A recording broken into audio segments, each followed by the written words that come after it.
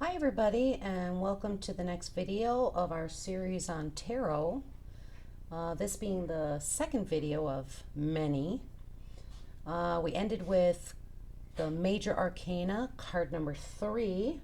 So now we're going to continue on with card numbers 4 through 10 today.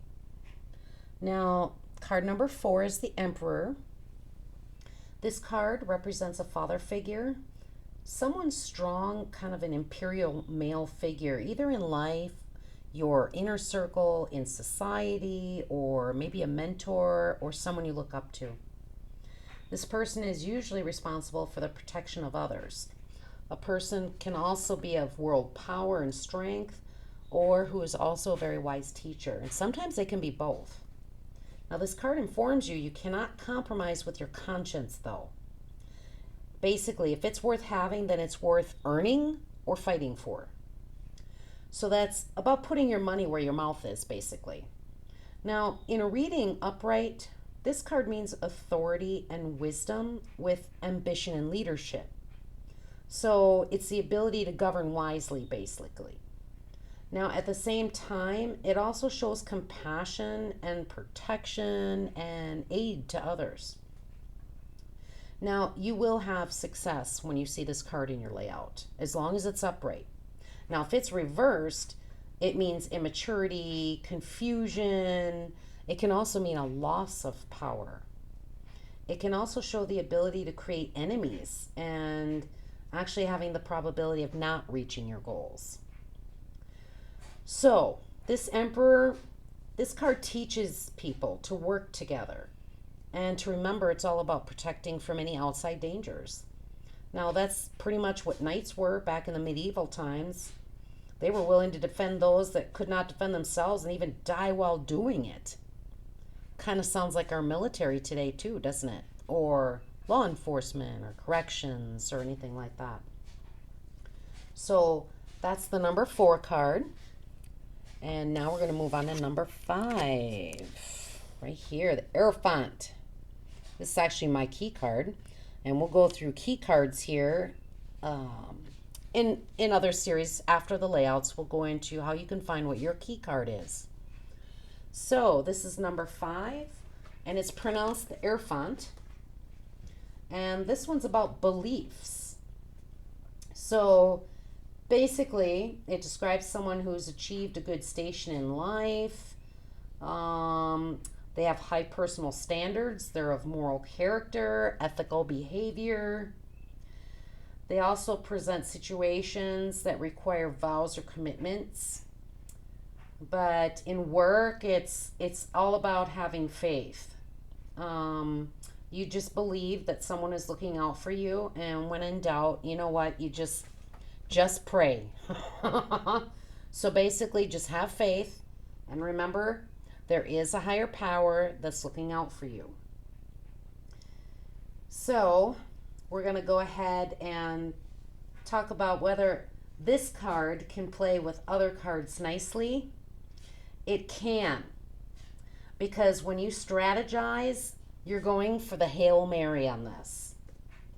So go for it. You can plan it all down to the finest detail.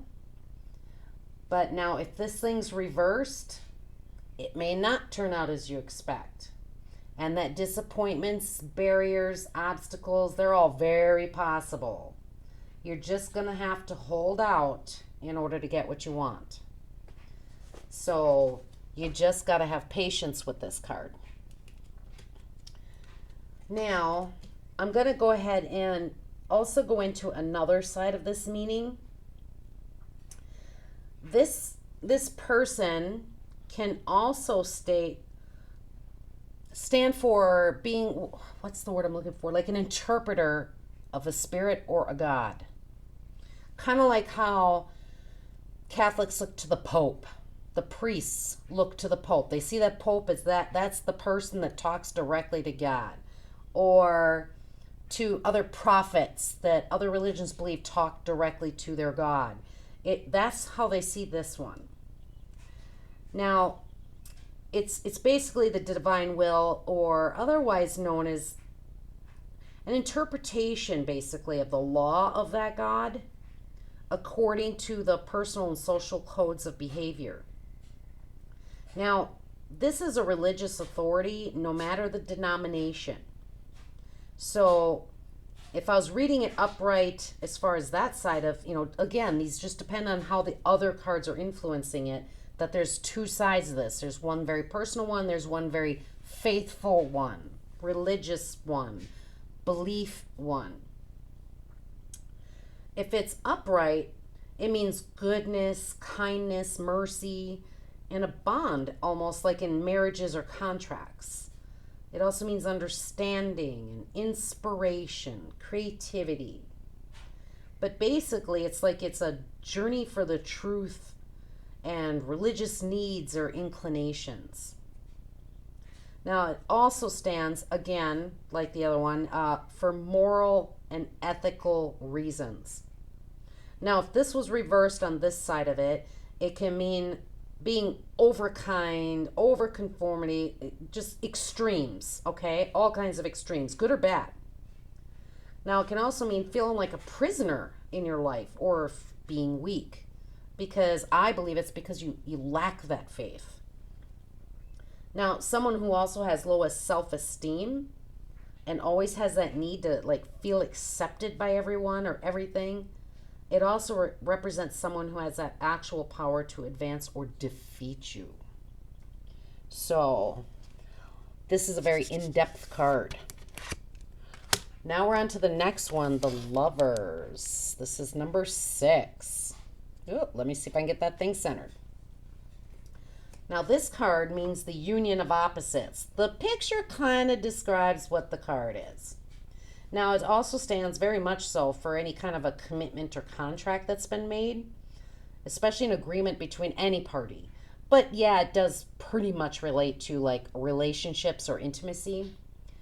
Now, it refers to romantic love, the perfect friendship, or a close bond between people, especially though those kind of people that have already had some kind of barrier or argument or some separation that happened, and they still wound up overcoming it and joining back up as friends or that relationship. So the upright meaning means attracting that love, but still having some trials and tribulations, but they've been overcome by cooperation and compromise. It shows happiness that's been a result of compromise.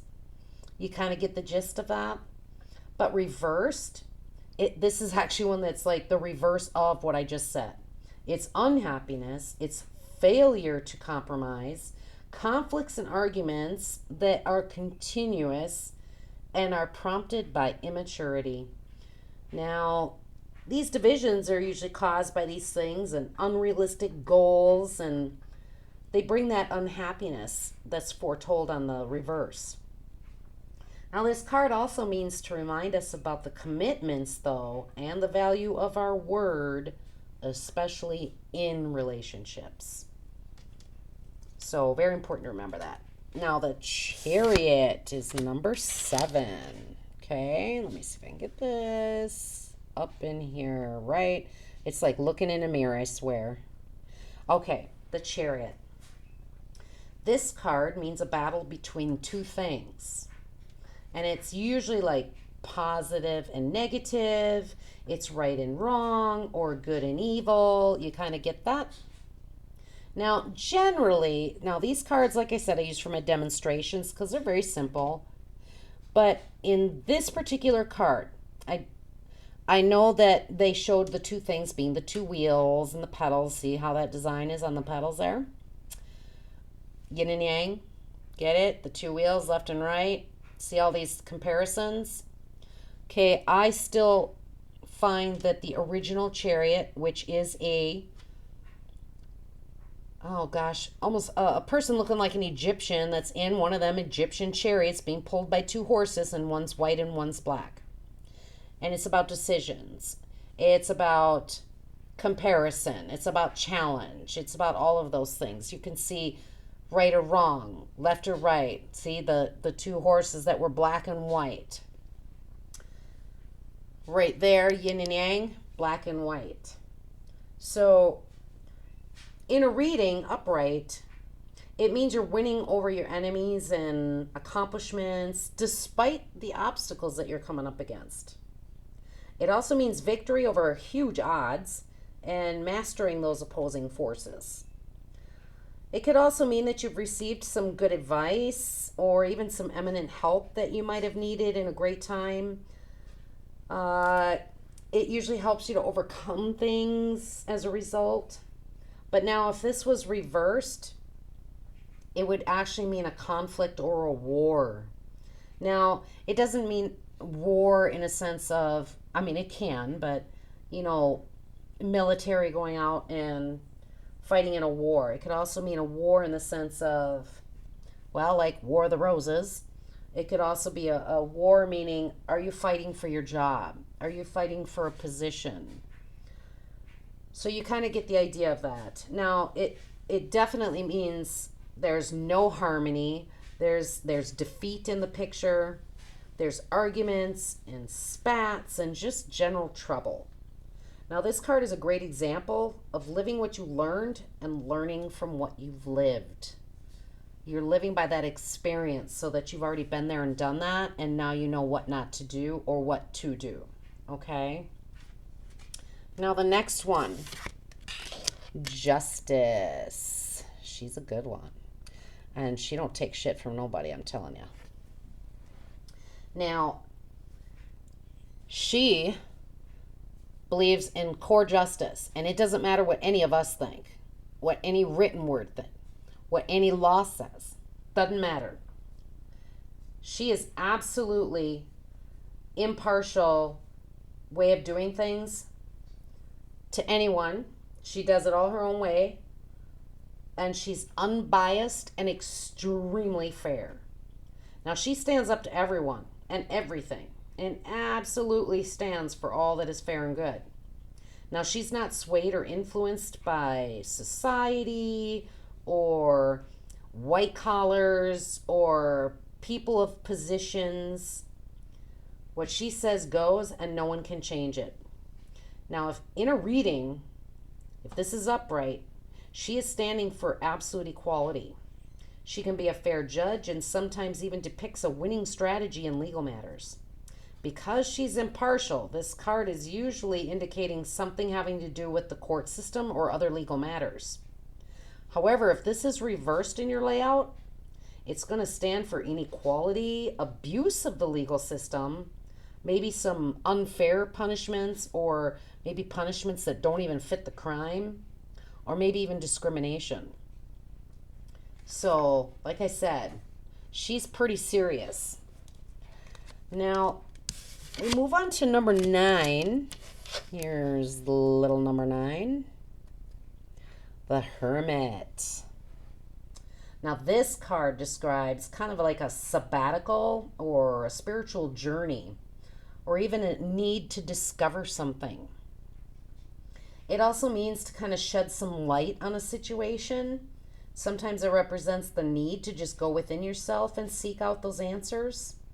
Or sometimes you need to withdraw from society altogether and just take some time alone to get through something, or to find specific answers to questions or situations that you need resolved. Now, in the reading, if it's upright, it usually means wisdom, hidden truth, withdrawal, caution, solitude. And it's when you need to go deep inside yourself and look back on your experiences to help you seek and foretell the way to an upcoming journey or decision or strategy that you have to devise. Basically, you pull inward, you go hide in your little cave for a while, go through everything without distraction, and come out with a plan. Now, reversed, this card means there's deceptions and lies. There could also be some misfortune. There's also some intentionally hidden things, like corruption, fraud, along those lines. Now, this card's going to come up when you need to reevaluate your life or your goals in your life, so keep that in mind, okay? And last but not least, one of my favorite cards. That would be the Wheel of Fortune. Now this card teaches you there's things in life that are pre-planned and happen accordingly that you have zero control of. Now, these things are the ones that happen by chance, fate, destiny. You've all heard those terms. Now, inner reading, when it's upright, this card can represent good luck, destiny, fortune. It also means success in endeavors, and it also means promotions at work, victories over your enemies, you're overcoming obstacles, and everything ends in good fortune. See why I love that card? Now reversed, this card means dun dun dun, failure, bad luck, problems and obstacles constantly getting in your way, and unexpected negative things. Now this card usually stands for the need to take control of your life, or else you're going to wind up wherever that wheel chooses to stop. So now you're kind of gambling with things. So if you see that reversed, that means you gotta shake it off, and refocus and get back behind that wheel. Okay? So that's gonna wrap it up today. And then the next video, we're going to continue on with the rest of the major arcana. So until then, you have a magical day.